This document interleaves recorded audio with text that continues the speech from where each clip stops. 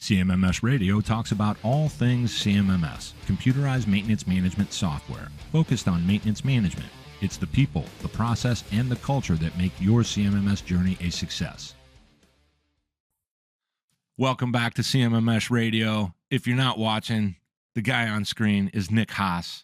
He's with MaintainX, and the reason we're hooking up today is they've got some big, awesome news, and it's proof. Nick and I were just talking about this, that no matter what's going on today, there's a lot of different weird things going on in the industry. You can still win. So, Nick Haase, welcome back to CMMS Radio. Oh, thanks for having me, Greg. Excited to come hang out and chat with you. Absolutely. So right off the gate, out of the gate, whatever you want to call that, congratulations on a huge round. The announcement came out yesterday, $150 million and a massive valuation of $2.5 billion. So just right then and there, tell me what that's like, why that's going on, and how excited you guys are as an entire organization and team to put this all into play right now. Yeah, no, it's an exciting, it's definitely exciting validation. It's great to know that, it takes a big team effort. We've got an incredible group behind me that is working really hard every day. And so having this validation and just this giving us this fuel and the extra oxygen to sort of keep stepping on the gas and really accelerate is really exciting right now. And we've got an incredible base of over 11,000 customers. We're managing millions of assets on right now. That, this isn't just about the market opportunity that is in front of us, but it's about validating, sort of the growth and the value that we've provided to the market to date. And so, that track record gave the folks, our great partners that are working with us on this, the confidence to continue to place their bets with us and make sure that we have what we need to execute on our vision. Yeah, it's good stuff. And for, a lot of people that don't understand it, when you're playing with the big chips, it really does create opportunities, and you have to kind of focus in on what you're really doing. So I jotted down a couple of notes that I wanted to talk about. And off the top, the one I want to ask is how AI is solving maintenance and asset management's biggest challenges, because that's something you guys are leading with as it relates to how you're going to put this money to work for your clients. But tell us a little bit about that, because, a lot of people are chirping about AI, but get real for us and how that really matters, why that really matters. Yeah. I mean, the reality is, the technology aside, we're at a time today where industrial organizations are facing this unprecedented pressure from economic uncertainty, supply chain disruptions, skilled labor shortages, the 3 T's of tax, trade, tariffs, things that are happening today that are creating a dynamic that's really difficult to contend with. And so AI is kind of, I think, this opportunity for folks to, kind of help navigate a lot of these challenges. And so the way we're looking at it, is sort of from two buckets. We've got this branch that we call asset intelligence, and that's understanding how can we anticipate or predict what's wrong with a piece of equipment, or even just evaluate and examine and produce a result there. And then the other part of it is work intelligence, and this is the piece that I think is really different about the way we think about AI versus the rest of the market. And the work intelligence is, what does the human need to do next? And not just the human that's got to turn a wrench, but the human that's got to make sure the parts are on the shelf, the manager that's got to make sure the capital is allocated, folks that need this real-time decision, this real-time data to make optimal decisions so that they can navigate all of these headwinds. Manufacturing industrial worlds have been in a position to where they can ride the fat and they can kind of bake that into their costs, and all of this inefficiency has kind of been allowed to be part of that operating cost. Today, that's not the case. It's getting more competitive. And so how do we help give them the tools that they need to do that work efficiently and effectively? So, that's sort of the high level zoom out. Why now? Why is it, obviously the advancement that's happening in the AI, at the actual development level is evolved is at a we're in a really exciting time from that perspective. I think the state of AI today, even where we're at today, assume we had Grok 4 released recently. We've got a lot of really incredible innovation that's still happening every day. The capabilities that are possible today with AI are able to drive enormous value to enterprise and small SMBs and everybody in between if they're applied thoughtfully. And so that's sort of where we want to continue to make sure that we can invest. And that's where the majority of the resources we have is going to be going towards is focusing on the AI side. So that was my follow-up question, was whether or not that's primarily where these funds will go. And I'm sure it'll go into other areas relative to what you're hearing back from clients. And I know for people, if they want to go check it out, there's something that was released yesterday. They can find it on your website, and just go look for how AI is solving maintenance and asset management's biggest challenges. Articles dated for July 9th. It's just a couple of minutes read. You can get a lot of this insight that we're kind of dancing around here as we record. Next thing I wanted to ask you is, what do you see as the biggest challenges for the industry, right? When we talk about maintenance management, asset management, production floor environments, all of this, the biggest challenge that has yet to be solved, like, is there something that we're all wrestling with that we just can't solve, that everybody's kind of like, man, we got to figure this out? Anything that just jumps out in your mind that you're hearing from your team, from your clients at conferences, anything? Oh yeah, I mean, I've got a long list, Greg.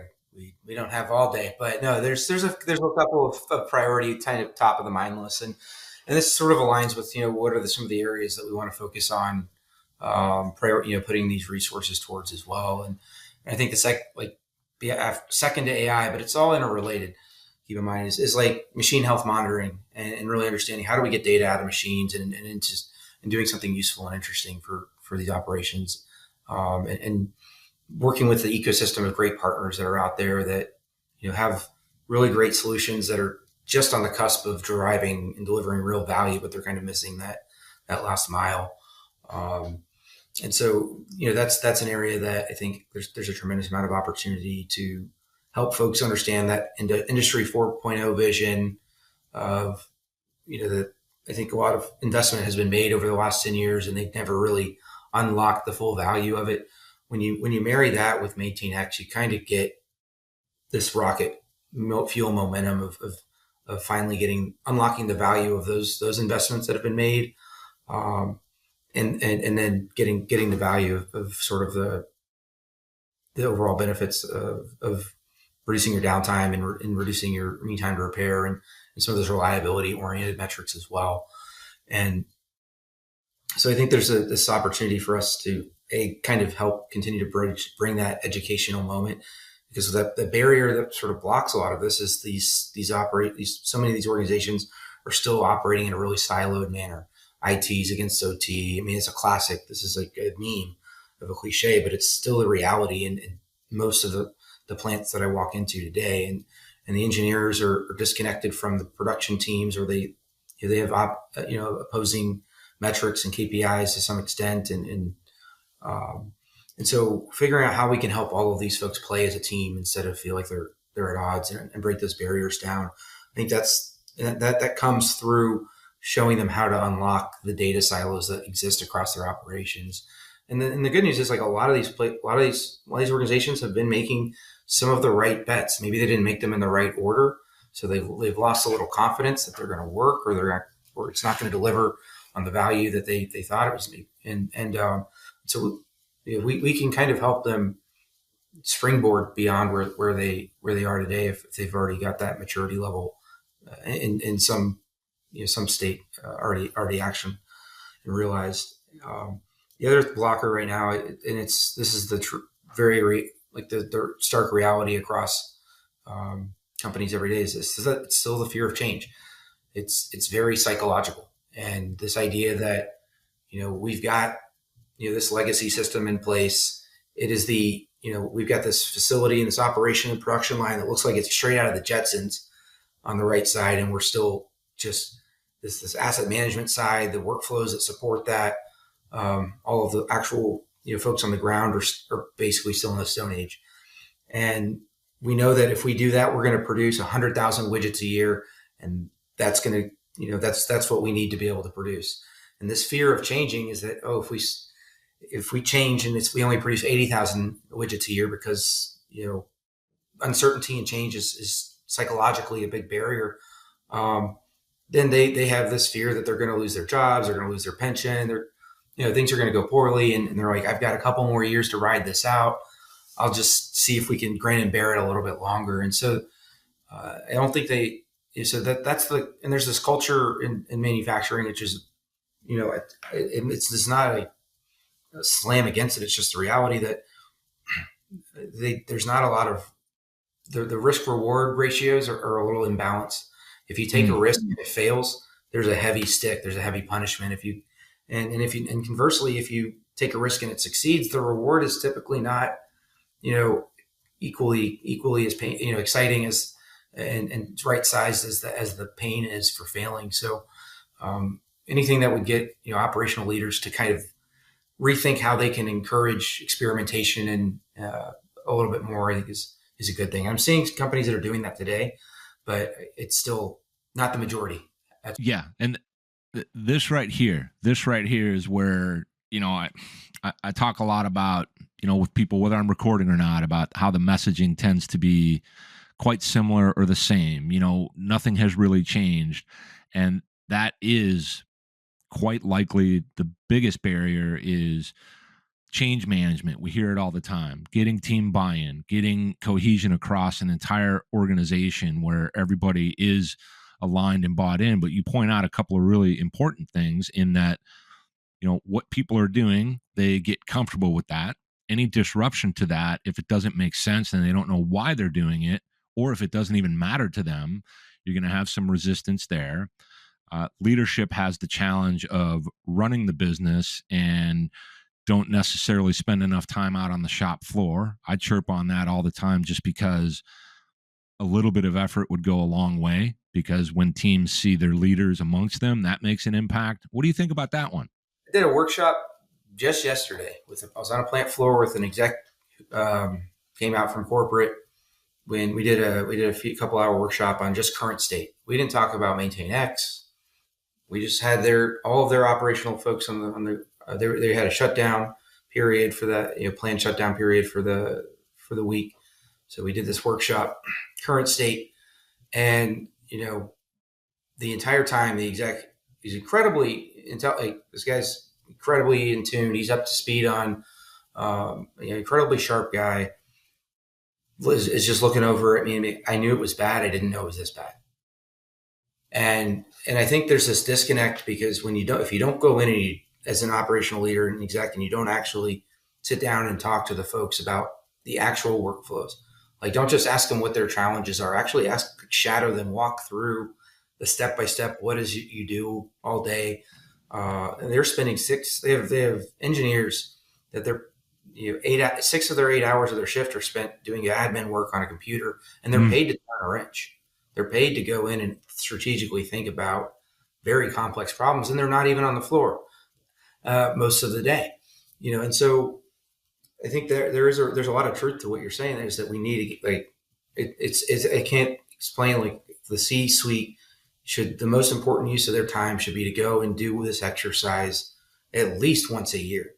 Think back to the last time they've done it. I promise it's not in the last couple of years. And I would even suggest doing it biannually, or at least once a year per plant, or some, if you've got 200 plants and you've got categories of them or different divisions, at least go spot check and really sit down and get into the weeds with them. You're going to find that your company's not as advanced as you think.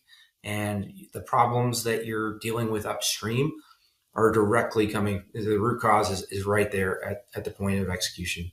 Yeah. Not to mention when we talk about the point of execution and, getting the right throughput so we can produce the products and get them out to the places, all that stuff that we all tend to know, that's where it all really happens. Like if you're manufacturing something and that stops, Yeah. This is really from the top down or the bottom up. It all comes down to your operators and your maintenance teams keeping those operators in business. And I also wanted to add that, getting those two, specifically those two departments, not just playing nice together, but actually understanding, kind of like what it's like a day in the life, improving that. And then I also would add with the mid-level management a little bit more in the way of reinforcement to build better leaders, because a lot of people come from the shop floor, get into a leadership role, and it's not that they're not great people and capable of their jobs, but their new role, they might not have. They don't feel the pain every day. They're not Yeah. doing it, and that starts to slowly fade. And like there's something, depending on which batch of like industry thought leaders you lean into. Like there's folks that are like, oh, we're gonna be all robotics and automation and all, like that's all coming. I'm not as optimistic that that's happening as fast as maybe some people suggest. I think we'll get there one day, but so we're not building. What we're really focused on with MaintainX is how do we amplify human capability. We're not replacing it. Every dollar is being invested for better tool, putting better tools and insights into the hands of technicians and executives, and making sure that the humans that have to do the work have what they need. And there's this crazy skilled labor gap right now that we've talked about. I think on a previous episode, the problem hasn't been solved, by the way, but we've got a customer, because they had to bring in a whole fleet of retired technicians once after when they first were setting up MaintainX, because they didn't have any more techs on the floor, and so they were like, we have not captured that tribal knowledge. They started, they've been using MaintainX. They use it for about six months a year. They've expanded their hiring pool over 100%, because now they can bring in less skilled workers, because now they have the knowledge documented and built workflows built out, so they can unlock and enable, these younger generation to come in and be effective and successful. And like, that's a story I'm seeing over and over and over again, is that these folks are aging out of the workforce. The next generation, they can't find new talent. And this is not going to get better. It's going to get worse before it gets better. Yeah. So we've got to find a way to bridge that gap. I think there's a lot of folks out here that are talking about it. They're doing things to help change it. I see a lot of things starting to happen at even the high school, maybe even junior high school level. I see things happening now with Gen Z. There's a lot of talk about Gen Z moving back towards and starting to really embrace the skilled trades. And that's a true thing. But then we got that other big gap where there's a pretty large pool. I think it's above 7 million, I'll say able-bodied men that are just refusing to work. That's per Mike Rowe, the man. Forget about it. We're not going to doubt anything he says because he's so plugged in. And that's another part of the gap. But I think we're seeing little bits of improvement. It's going to get worse before it gets better. But I think there's two people, or we have someone every 39 seconds in the United States, a manufacturing professional retires. There's only one unskilled young worker that's coming out of the workforce for every 2 to 3 that are leaving. So there's this, we are losing people at a rapid rate. It's just not going to, so we've got to figure out how we can help them do more with less and while being productive. And that what's really important about helping them, all of them, manufacturers, facilities, all of it, do more with less, is not about eliminating jobs. What Nick is talking about here is somehow solving some of that gap as that gap starts to shrink as these years go by. Because we're gonna have a rough patch for, I don't even know what it really is. I mean, is it going to be a 5 or a 10-year rough patch? Is it going to be 15? We don't really know, because we didn't realize we were creating this gap ourselves with a lot of the shenanigans and, go to college and don't be in skilled trades and, that's terrible work. Nobody likes that work. And I'm over here saying, have you checked their bank accounts? They make real money. They do real work. It's all good. We could spin out there. Well, I want to close this out with, again, saying congratulations on the huge round and the massive valuation. I'm excited for whatever's coming next for you. I certainly am not playing favorites, but when I see things happening in the industry, I love the opportunity to get an update like this right from you. I mean, you're part of the leadership and founding team at MaintainX. That's helpful for me and anybody that listens and follows along. We got a lot of people that follow CMMS Radio that just want to keep their finger on the pulse of the industry. So this was really helpful. I'm going to crack this out real quick so that people can see it. Any parting words for anybody as I close out this particular episode? Thank you so much for the opportunity, Greg, to come on and chat for a little bit. And as much as, this is very, like, we're at the very beginning of our story. This is we're fighting a good fight every day. And so we need the community. We need the folks like yourselves, and that are out there helping educate folks, because this problem is not solved. The problem is just starting to get solved, and we need a coalition to help us. So I'm very grateful for your support and everyone else out there that's beating the drum as well. Yeah, likewise, I appreciate what you guys do to support me and CMMS Radio, and I'm going to see you at SMRP. Yes, We're sir. doing something cool there. So have a good one, and thanks again for being on CMMS Radio. You got it. Thanks for having me. You got it. Did you find this episode helpful? Please send us some feedback, suggest a topic, or ask a question. Reach out to CMMS Radio if you need a co-pilot on your CMMS project. Visit CMMSradio.com and use the What's on Your Mind link. Thank you for tuning in to CMMS Radio, your resource for all things CMMS, from selection to implementation, to help you make better choices, learn from industry experts, and have a successful CMMS journey.